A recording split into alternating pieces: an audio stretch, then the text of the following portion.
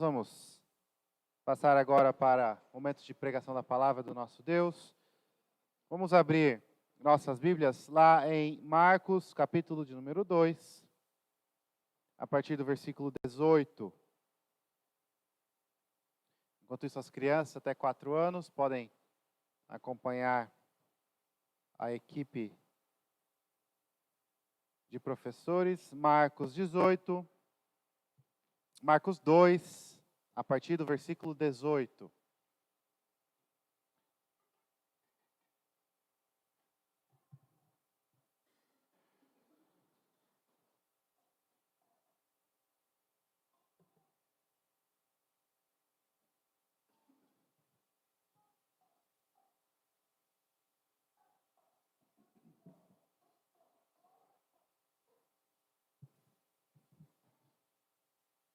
Marcos capítulo 2, do versículo 18 ao verso 22.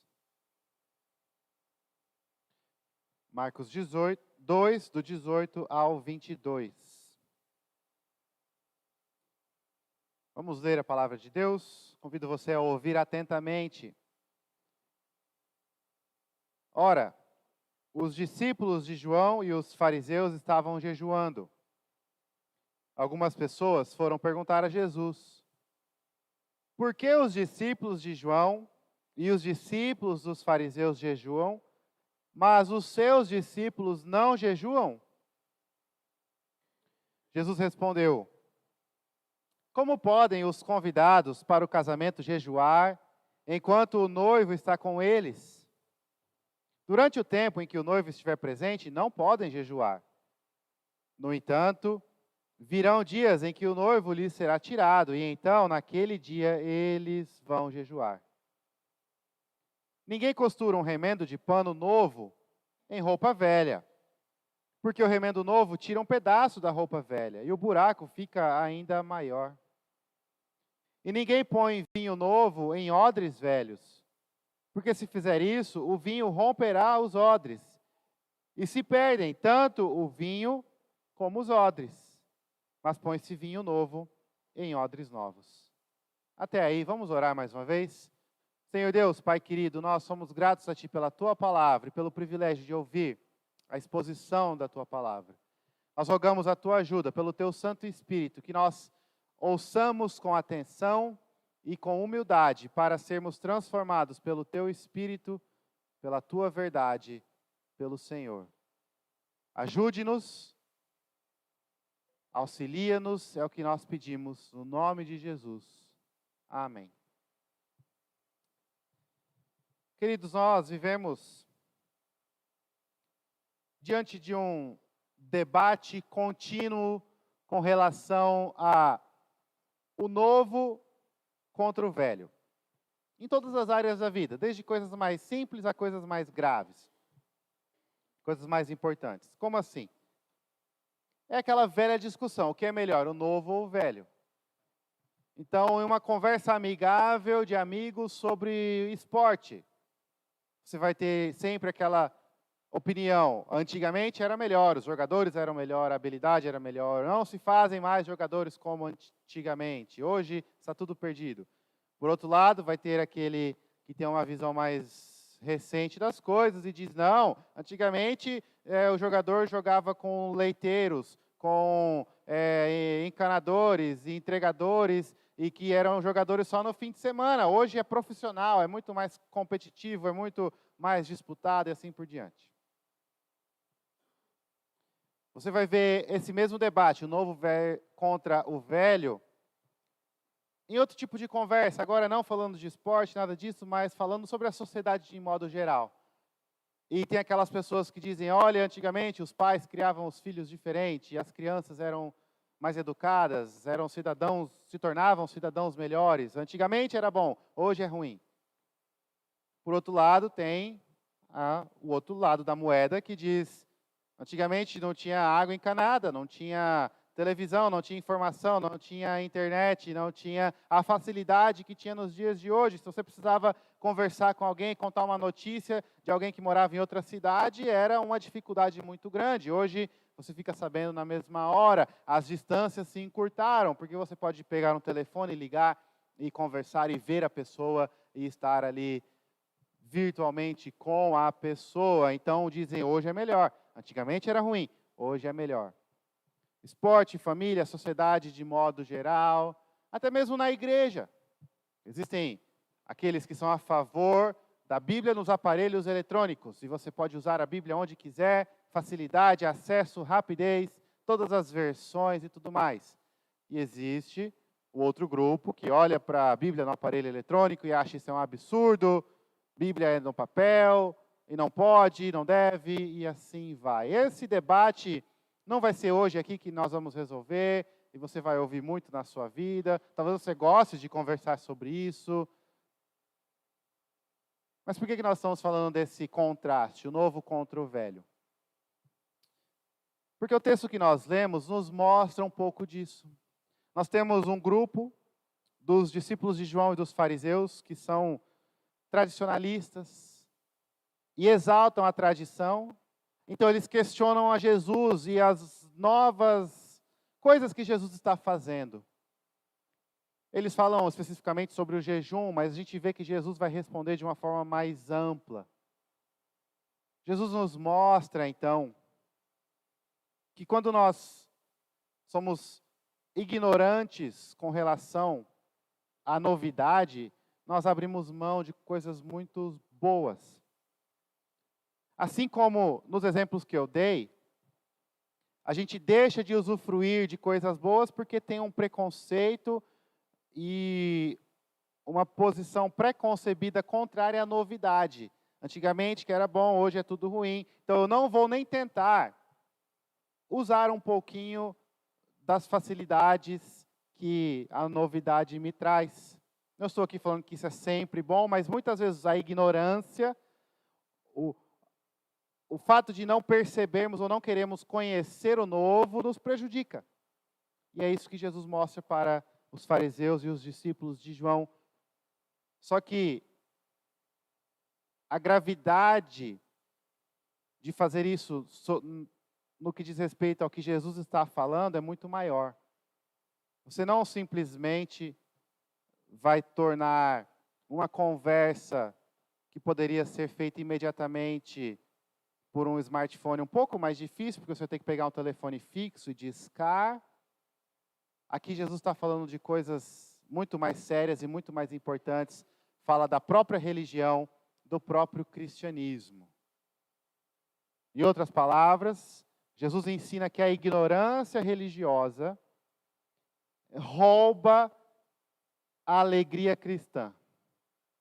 Pelo preconceito contra o novo, a ignorância de não querer saber e ver e perceber o que está acontecendo, a alegria da nossa religião, do cristianismo, a alegria cristã é roubada. A ignorância religiosa rouba a nossa alegria cristã e acaba impedindo o nosso deleite cristão. A ignorância religiosa rouba a nossa alegria cristã e impede o nosso deleite cristão. Nós vamos ver 2 pontos. Como a ignorância religiosa rouba a nossa alegria cristã e como ela acaba impedindo o nosso deleite. Primeiro, no versículo 18, 19 e 20, nós vemos que a ignorância religiosa rouba a nossa alegria cristã. Por alegria cristã, eu quero dizer a alegria que nós temos em Cristo, a alegria da vida com Cristo, a alegria cristã. Veja, Marcos nos conta que estavam os discípulos de João Batista, e os fariseus jejuando. Jesus e os seus discípulos não jejuavam. Pelo contrário, se você voltar alguns versos, você vai ver Jesus na casa de Mateus, com outros cobradores de impostos, em um banquete, em uma festa, festejando. Então nós temos um grupo, os discípulos de João Batista e os fariseus, que jejuavam, olham para Jesus e seus discípulos que não jejuam, e eles chegam para Jesus e perguntam, por que nós jejuamos e você e os seus discípulos não jejuam? Essa é a pergunta que eles fazem. Jesus responde: eles não podem jejuar porque o noivo está com eles. Jesus está usando uma analogia, uma ilustração, que aquela audiência estava acostumada e familiarizada. Então a gente precisa de um pouco de contexto. Um casamento, uma festa de casamento naquele contexto, naquela sociedade, com aquelas pessoas, naquela cultura, vamos dizer assim, não era igual nos dias de hoje. Nos dias de hoje nós temos uma cerimônia, 30, 40 minutos, 1 hora, depende de quem é o pastor que você chama para pregar e de tudo que vai ter. E depois uma festa, uma recepção, 2, 3 horas, alguns lugares 4, 5, 6 horas, mas acaba. Naquela época, naquele contexto, naquela sociedade, as festas de casamento duravam 1 semana. E nessa semana, celebração acontecia. E os amigos do noivo, assim como os amigos da noiva, todo mundo que estava ali, eles estavam fazendo o quê? Festejando, comendo, bebendo, se alegrando, celebrando uma festa. Você não via ninguém, e era até uma falta de educação com os noivos, que estão recebendo os convidados, jejuar. Imagina, uma festa, 1 semana, todo mundo ali, você é convidado e você não come, não bebe, não se alegra, pelo contrário, está com a aparência cansada, desanimada, triste, com dores, que a fome gera dores no seu estômago.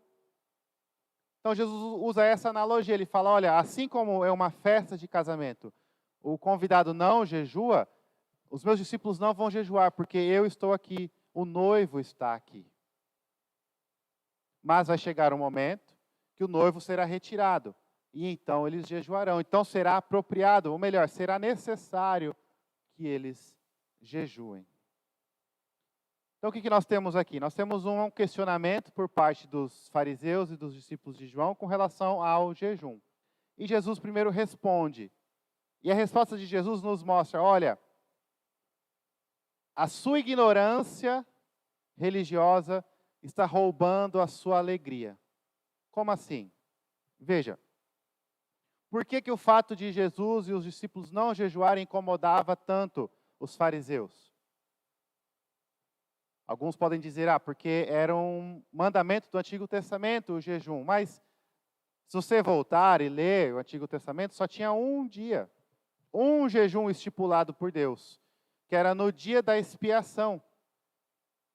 Lá em Levítico capítulo 16, o dia da expiação, nesse dia, o jejum era indicado, ou melhor, comandado, ordenado, instituído por Deus. Nos outros dias, não. Porém, os homens, o povo judeu, pela tradição, foi desenvolvendo o costume de jejuar. O jejum estava muito associado ao arrependimento, à contrição de pecados, e era uma forma de manifestar a contrição, o arrependimento. O jejum estava associado ao lamento.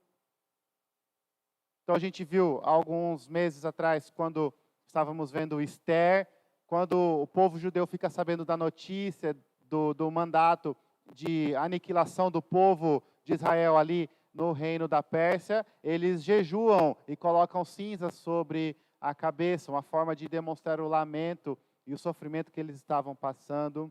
E o jejum foi se tornando algo mais, um hábito, um costume, uma tradição daquele povo. Então eles não jejuavam mais só no dia que Deus mandou, eles jejuavam muitas outras vezes. Existiam feriados e festas santas que eles jejuavam, e os fariseus, por uma interpretação errada e externa da lei, instituíram 2 jejuns obrigatórios semanalmente. Então, toda semana, 2 vezes por semana, provavelmente na terça e na quinta, eles jejuavam. Então, para os fariseus e os discípulos de João, que seguiam essa mesma escola, não que eram necessariamente fariseus ou não, mas vinham dessa mesma escola tradicional de entendimento da lei de Moisés do Antigo Testamento, para eles, ver que Jesus não jejuava era um absurdo. Era algo que ofendia, que incomodava. Então eles perguntaram por quê? Por que Jesus, o Senhor e os seus discípulos não jejuam? Para eles, a tradição era importante, era fundamental. E o fato de que Jesus não estava aderindo ao costume e à tradição dos fariseus era inaceitável. Jesus responde: olha, não estamos jejuando porque agora é momento de festa. O noivo está aqui. O Messias prometido, o Salvador, aquele que a palavra de Deus anunciou que viria para salvar, para trazer o reino de Deus. Ele está aqui, sou eu vim, o Messias, o Salvador, o Filho de Deus, o Filho do homem. Então este não é o momento de tristeza, de lamento, não é o momento do jejum, é o momento de alegria, de celebrar. Veja, porque para os fariseus a tradição, os costumes eram muito importantes, eles estavam ignorantes ao que estava acontecendo naquele momento. Eles não percebiam, peraí, o Salvador veio, o Messias, o Rei, aquele que foi prometido, que foi anunciado, ele está aqui. Eles não percebiam, ou se percebiam, ignoravam isso, porque para eles, os costumes e as tradições eram mais importantes. A ignorância religiosa, ou seja, a falta de sensibilidade de que o Salvador estava aqui, os impedia de se alegrar. E os incomodava quando alguém se alegrava. É isso que eu estou querendo dizer quando afirmo que a ignorância religiosa rouba a alegria cristã. Quando os fariseus e os discípulos de João, focados na tradição, no costume, naquilo que era a tradição há muito tempo atrás, e o antigo, focados nisso, eles não perceberam que algo novo, algo inédito, algo jamais visto, mas algo que eles esperavam há muito tempo, a vinda do Messias, do Salvador Jesus Cristo, aconteceu. Jesus estava ali. Eles não viam isso, eles estavam ignorantes ao que estava acontecendo, porque focavam e exaltavam simplesmente a tradição e os costumes. O legalismo por trás da forma que eles interpretavam a lei. Porque para eles, o jejuar mostrava que eles eram melhores, que eles eram santos, que eles eram mais dedicados a Deus, mais tementes a Deus, que eles eram israelitas de classe superior, porque eles cumpriam com a lei, eles jejuavam. O legalismo, a ignorância religiosa rouba a alegria cristã. Eles não se alegraram com Cristo, porque estavam mais preocupados se na terça-feira estava jejuando ou não, se no dia tal estava cumprindo com tal tradição e tal costume, com tal regra e tal lei, que muitas vezes eles mesmos criaram. A ignorância religiosa rouba a alegria. Cristo os ofendia quando Cristo celebrava com seus amigos. Porque para eles, mais importante do que estar alegre é cumprir com uma lista de regras que eles mesmos inventaram. A ignorância religiosa rouba a alegria cristã. Queridos, esse não é um problema somente deste texto, nessa época, dessas pessoas. Isso acontece nos dias de hoje. Porque no coração de todos nós mora um pequeno fariseu e às vezes um grande fariseu. O legalismo está dentro do nosso coração e nós temos o costume de exaltar tradições e costumes e achar que isso é o essencial, o fundamental, o insubstituível da nossa religião. Ou seja, a gente cria uma religiosidade externa baseada em costumes e tradições. Isso rouba a nossa alegria. Rouba a nossa alegria. Por que isso rouba a nossa alegria? Porque muitas vezes isso gera uma vida de amargura e rancor. Porque eu estou preocupado em fazer isso, deixar de fazer aquilo, sentar no lugar certo, com a roupa bonita de domingo, usando uma Bíblia de papel, cumprindo com uma série de costumes, tradições, do jeito que é feito há muito tempo e me ensinaram assim. E quando alguém faz algo diferente, isso nos incomoda de tal modo que nós ficamos amargurados. Como pode aquela pessoa estar feliz no culto? Como pode aquela pessoa celebrar? Como pode aquela pessoa fazer isso? Como pode alguém pegar um aparelho e ler a Bíblia num aparelho eletrônico? Como pode? Esse é só um exemplo. Mas nós deixamos a nossa alegria ser roubada, porque nós somos ignorantes religiosos. Porque nós não percebemos o que está acontecendo. Porque nós exaltamos os costumes e as tradições, levados por um legalismo.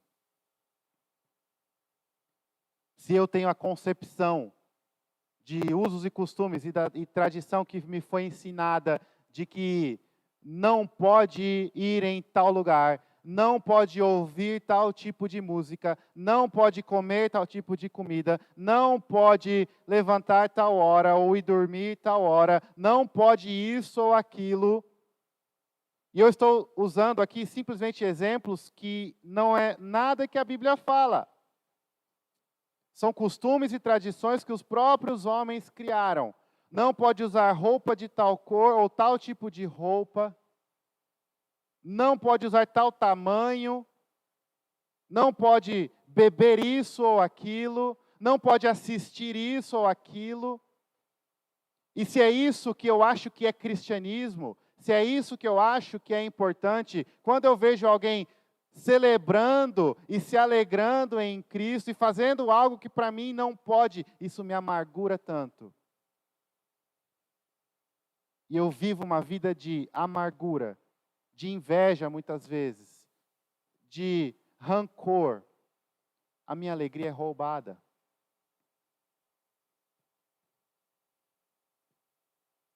Mas o problema não é só esse. Eu não só tenho uma vida de amargura, de rancor, porque os outros fazem o que eu quero fazer e eu criei uma regra na minha cabeça que eu não posso. Eu vivo uma vida de peso e culpa e medo.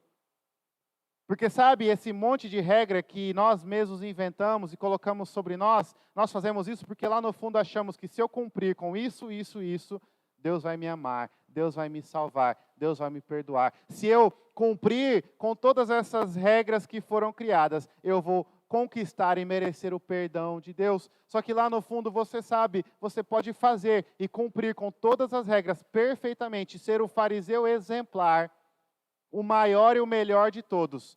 Lá no fundo a sua consciência vai te acusar. O seu pecado é muito maior.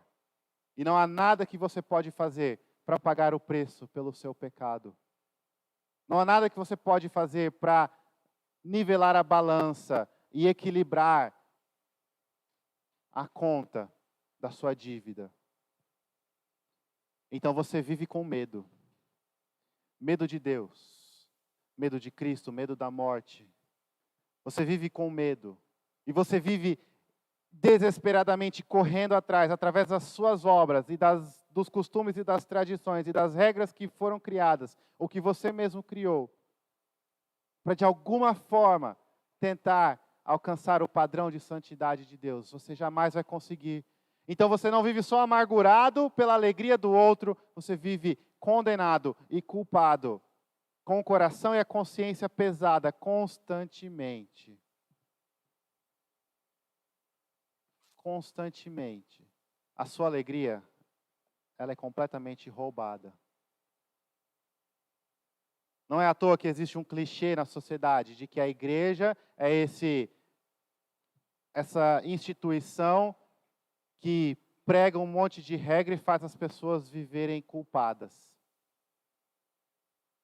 Várias vezes eu já ouvi essa acusação, não, a pessoa só vai na igreja para se sentir mal, porque lá o pastor vai pregar, você faz isso e faz aquilo, e é pecado, e vai para o inferno, e a pessoa ouve aquilo e ela vive com medo, e vive culpada. E muitos acham, olha, ser crente é isso. quando na verdade isso não é cristianismo, isso não é seguir a Cristo, isso é uma ignorância religiosa muito grande que rouba a sua alegria. O que é que deve marcar então a vida de um cristão? Não é amargura, não é rancor, não é culpa, não é tristeza, mas é a alegria. Jesus está aqui, o noivo veio, é momento de festa. E festar por uma semana. E celebrar. Cristo Jesus é a minha salvação.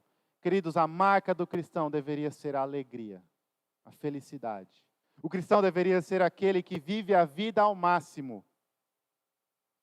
Que curte a vida, não no sentido que o mundo usa, fazendo coisas ilícitas e que não são, na verdade, curtir ou nada, mas que experimenta, que encontra o prazer e a alegria nas coisas boas que Deus deu.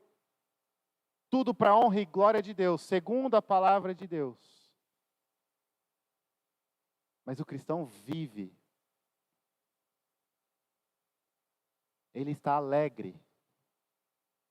Veja só, o pecado já foi pago o preço. A culpa já foi removida. O seu pior problema já foi solucionado. Não somente isso. Para que isso acontecesse, Cristo veio ao mundo. Cristo te alcançou, Cristo mora em você, Cristo vive em você. O Espírito Santo está com você. Você tem acesso à presença de Deus. Quer lugar mais maravilhoso? Não existe. Você tem acesso. Você tem o cuidado de Deus, o amor de Deus, o perdão de Deus. Você tem todos os motivos para viver a sua vida cantando, alegre, sorrindo. Cristo me salvou. O noivo veio.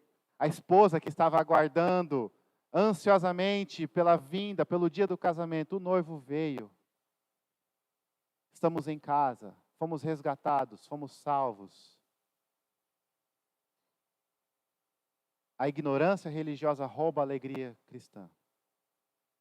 E é muito triste quando vemos cristãos que permitem que a sua alegria seja roubada. Porque estão exaltando e exagerando a importância de costumes e tradições. Eu acho que eu não precisaria falar isso, mas é importante.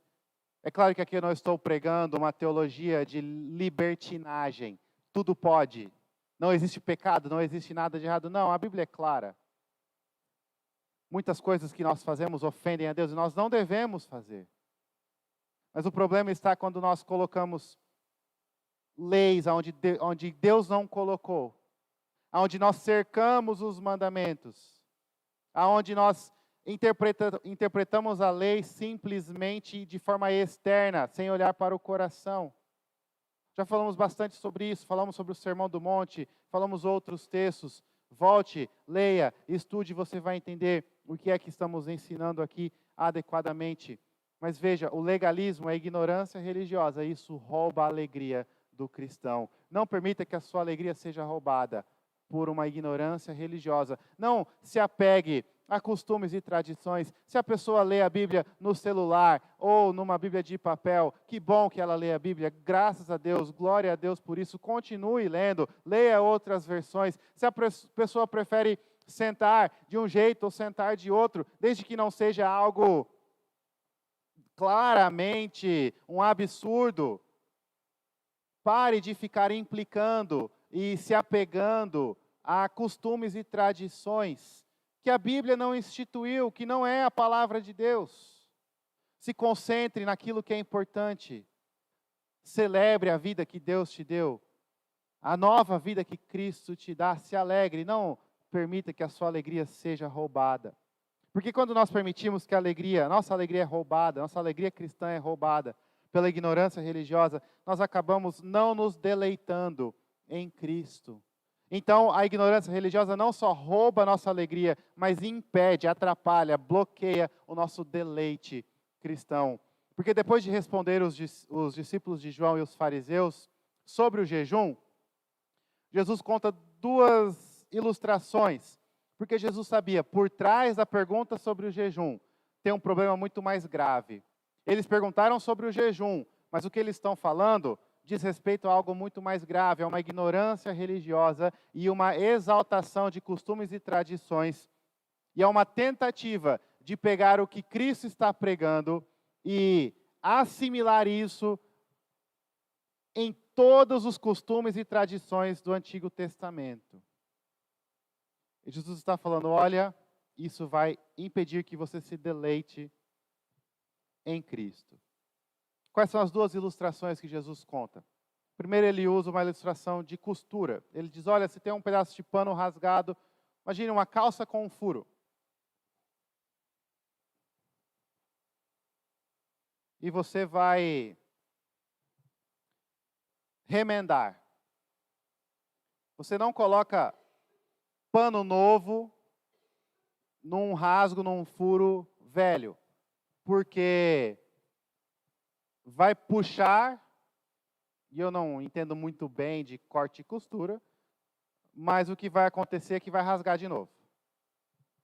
O tecido velho, provavelmente um tecido já, a gente usaria o termo podre, apodrecido, desgastado, está bem mais frágil. O novo está firme, as fibras ali, e vai acabar fazendo o quê? Criando um buraco ainda maior. Então, quando você mistura o novo com o velho, o que acontece na primeira ilustração de corte e costura? O buraco aumenta. Você perde o tecido novo e aumenta o problema que você tinha. E aí depois Jesus dá uma outra ilustração que tem o mesmo princípio, a mesma lição. Ele fala, olha, a mesma coisa com o vinho. Quando o vinho é feito, ali nós temos vinho novo, o vinho que ainda será fermentado. Você não coloca o vinho novo em um odre, um jarro, um recipiente velho. Porque o recipiente velho já foi usado uma vez, já teve vinho fermentado dentro dele uma vez, ele já expandiu. Quando a fermentação acontece, expande. Então ele já está no máximo. Esse novo vinho vai fermentar, vai expandir ainda mais. O que vai acontecer? Se já chegou no seu limite, vai rachar, quebrar. Você vai perder tanto o vinho como o odre, o recipiente. Então você coloca o vinho novo em um odre novo, porque o vinho vai fermentar, o odre vai expandir e vai ficar tudo bem. O ponto é o mesmo nas duas ilustrações. Não misture o velho com o novo.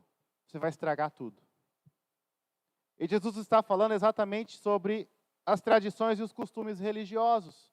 Porque por trás da pergunta dos fariseus sobre o jejum está essa necessidade de trazer todos os costumes e tradições do Antigo Testamento e impor naquilo que Cristo pregava. E quando isso acontece, prejudica, destrói e se perde tudo. Não apenas, irmãos, a nossa alegria é roubada pela ignorância religiosa, mas essa ignorância religiosa, essa tentativa de trazer os costumes e as tradições e colocar isso acima da palavra de Deus, acima de Cristo, acima do que Cristo fez, isso tira todo o nosso deleite, todo o nosso agrado, todo o nosso prazer. Acaba rachando os odres, rasgando o tecido. Um problema muito maior acontece. Nós não estamos falando aqui da lei dos 10 mandamentos. Porque os 10 mandamentos são importantes e válidos. Jesus falou, eu não vim para eliminar, para desfazer, nem jogar fora nenhuma das instruções e das leis e da palavra de Deus. Eu vim para cumprir com a palavra de Deus. Mas nós estamos falando dos costumes e das tradições. E até mesmo aquelas tradições que o próprio Deus instituiu, mas temporariamente. Como o jejum. O jejum foi instituído no dia da expiação por Deus. Os homens aumentaram e pioraram a situação, colocando regras 2 vezes por semana. Mas existiam outras tradições e outros costumes que estavam, a partir de Cristo, chegando ao seu ponto final. O templo, a necessidade dos rituais de purificação, o sacrifício e toda a liturgia sacrificial, todas essas coisas que eram costumários, que eram importantes, eram necessários e tinham o seu papel, elas estavam chegando ao fim. Jesus já estava antecipando, olha, não adianta, agora que eu vim, eu estou aqui, eu sou o sacrifício, eu sou a salvação, tentar colocar essas coisas antigas e impor isso no cristianismo, trazer os costumes e as tradições para nova vida em Cristo, porque você vai acabar destruindo tudo. Como que nós fazemos isso nos dias de hoje? Os fariseus tentaram fazer com o jejum, depois eles tentam fazer isso com a circuncisão, nós vemos no Novo Testamento o debate com relação à circuncisão, depois com o respeitar e ter um calendário igual ao do Antigo Testamento, de feriados e dias santos, e Paulo fala sobre isso lá em Colossenses. Nós só temos um dia santo, que é o domingo, o dia do Senhor. Por quê? Porque essas coisas, as festas, os dias, os jejuns, os rituais, os costumes, as tradições, elas já cumpriram o seu propósito. Cristo veio, o noivo está aqui. Eles eram como se fossem preparativos para o casamento. O noivo veio, o casamento aconteceu. Agora é continuar com a vida. Não é tentar colocar isso na vida com Cristo. Talvez você não tenha enfrentado ninguém tentando impor a circuncisão ou impor outros costumes, mas é muito comum essa tentativa de misturar o novo com o velho. Isso é muito prejudicial. Isso rouba o seu deleite. Rouba o seu deleite porque, primeiro, te coloca numa posição como se fosse inferior. Os crentes de hoje em dia são inferiores. Porque antigamente que era bom, antigamente que eram santos, antigamente no Antigo Testamento eram exemplares, quando não é verdade. O cristão do Novo Testamento deve sempre superar em santidade os do Antigo Testamento. Por quê? Porque nós temos a redenção completa e o Espírito Santo habitando em nós, coisa que eles aguardavam. Mas não só isso, vamos pensar no contexto do culto. Existe essa tendência no coração de muitos, de que o culto hoje em dia é algo sem graça, superficial. É frio, o culto é frio, aquela igreja é fria. Eu vou procurar outra, uma igreja mais quente, porque lá nessa outra tem as danças que tinha no Antigo Testamento, as velas que lá em Levítico Moisés instituiu, lá eles têm também. Os símbolos.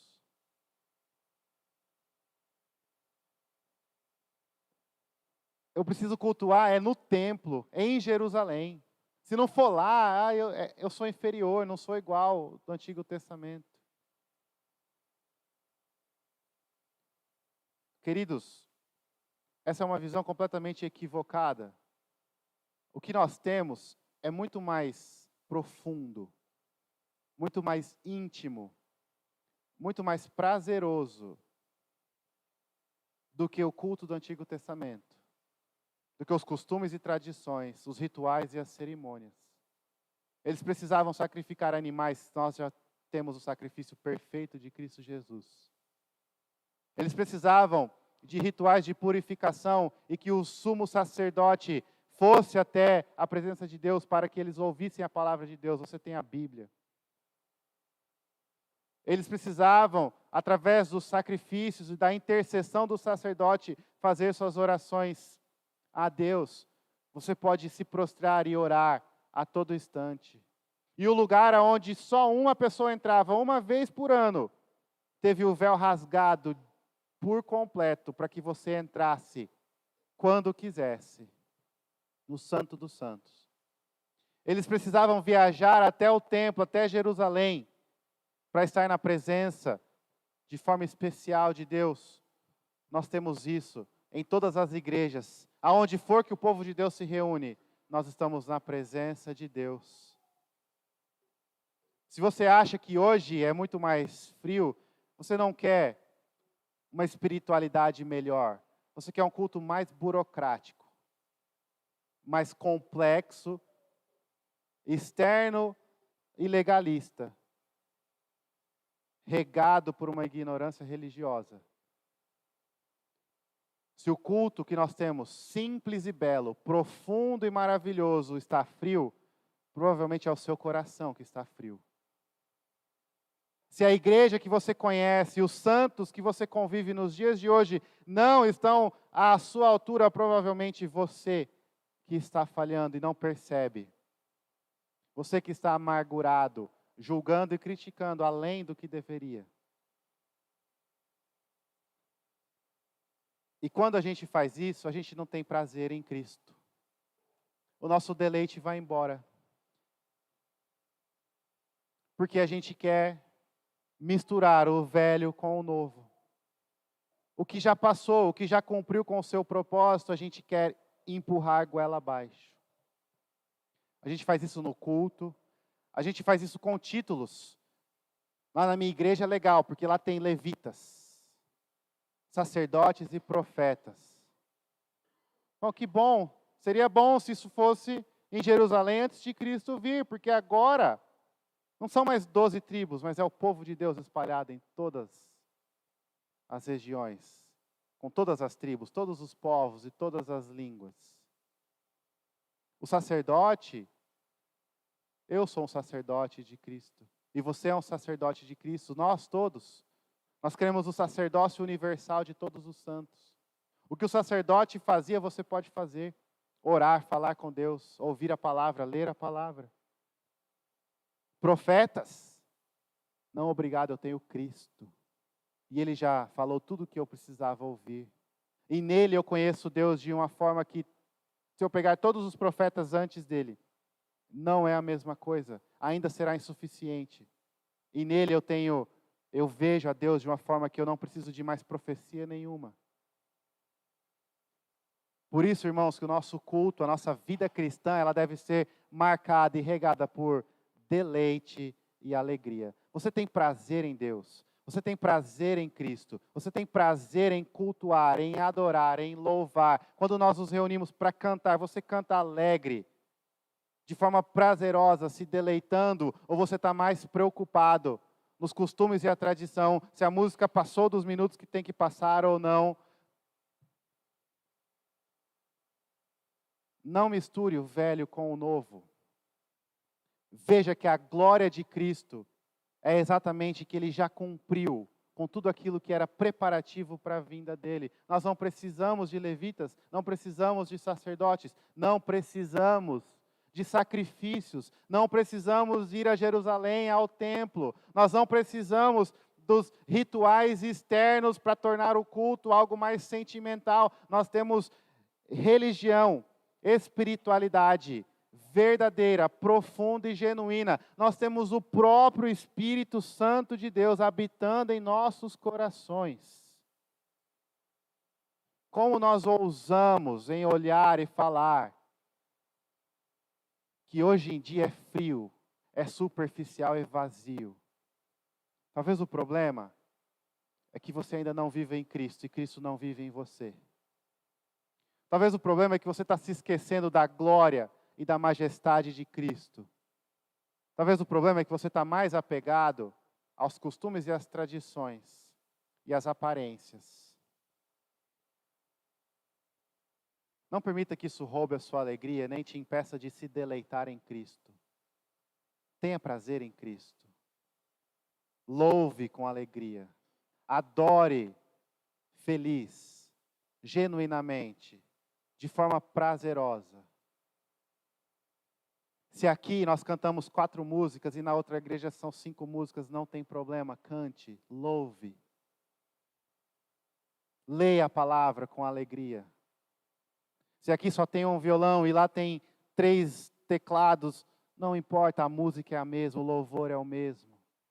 Seja grato pelo que Deus está te proporcionando, pelo louvor que nós podemos oferecer e louve. Se deleite na casa de Deus, se deleite em Deus. Não fique apegado a costumes e tradições. Se antes começava às 7, agora é 7h30, isso te incomoda tanto, deixe isso para lá. Eu estou dando vários exemplos, não que isso aconteceu, alguém já reclamou. Eu estou tentando mostrar exemplos práticos do princípio que eu estou ensinando, que a Bíblia nos ensina. Não vamos exaltar costumes e tradições e deixar que a nossa alegria seja roubada. Não vamos pegar costumes antigos e fazer com que isso seja necessário ou misturar isso com a nova vida que nós temos em Cristo. Nós temos tudo novo, tudo se fez novo. As coisas velhas já passaram. É isso que a Bíblia nos ensina. Se alegre nisso, festeje nisso e entenda que você tem muito mais. O que nós temos é muito mais, é muito superior, é muito melhor, é muito mais doce, muito mais prazeroso do que o que os santos do Antigo Testamento tinham. E você pode ter certeza, eles viveram a vida toda aguardando, de forma sedenta, pelo dia que Cristo viria. E nós experimentaríamos, e eles experimentariam a vida em Cristo. Era isso que eles esperavam, era essa a esperança que eles tinham, e nós já temos isso completo, realizado. O nosso privilégio é muito maior. Então, se o nosso culto não é tão avivado e fervoroso como o que a Bíblia conta no Antigo Testamento, a culpa não é de Cristo, nem dos costumes que ficaram para trás. A culpa é do nosso coração endurecido e da nossa falta de sensibilidade de ver tudo o que Cristo fez e faz por nós. A culpa está na nossa ignorância religiosa. Queridos, aqueles fariseus não percebiam quem era Cristo e o que Cristo fazia, e isso os incomodava. E eles questionaram a respeito do jejum. Jesus respondeu sobre o jejum, mas resolveu um problema muito mais grave. E o que Jesus ensinou foi que a ignorância religiosa rouba a nossa alegria cristã e nos impede de nos deleitarmos em Cristo. Por isso eu te desafio, meu irmão e minha irmã, se alegre em Cristo e trate a sua vida com Cristo como um privilégio inestimável. Não há privilégio maior, não há alegria maior do que estar na casa de Deus para louvá-lo, do que poder falar com Ele e ouvir a palavra dEle individualmente e comunitariamente, livremente. Esse acesso ousado que nós temos a Deus é maravilhoso. A alegria, a confiança, a paz, essas são as marcas de um cristão. Não é amargura, não é tristeza, não é vitimismo, mas é coragem, confiança, alegria por tudo que Cristo fez por nós. Em alguns instantes nós vamos celebrar a Santa Ceia do Senhor. Olha que interessante. Um sacramento que Cristo instituiu simboliza um banquete. Banquete. Comilança. Celebração. Alegria. Aqui, a família de Deus, em Cristo, se reúne e celebra a vida que Cristo nos dá. Feche seus olhos, nós vamos orar. Senhor, nós te louvamos por tudo que o Senhor fez e faz por nós, em especial pela obra perfeita de Cristo, pelo cumprimento das profecias, das cerimônias e dos rituais que alcançaram o seu ponto final em Cristo Jesus. E pelo fato de que em Cristo Jesus nós temos acesso ao Senhor, intimidade com o nosso Deus, de forma profunda, verdadeira e incomparável. Em Cristo Jesus nós temos alegria, nós temos paz, nós temos deleite. Transforme o nosso coração e ajude-nos a viver desta forma. É o que nós pedimos no nome de Jesus. Amém. Amém. Vamos responder a palavra pregada.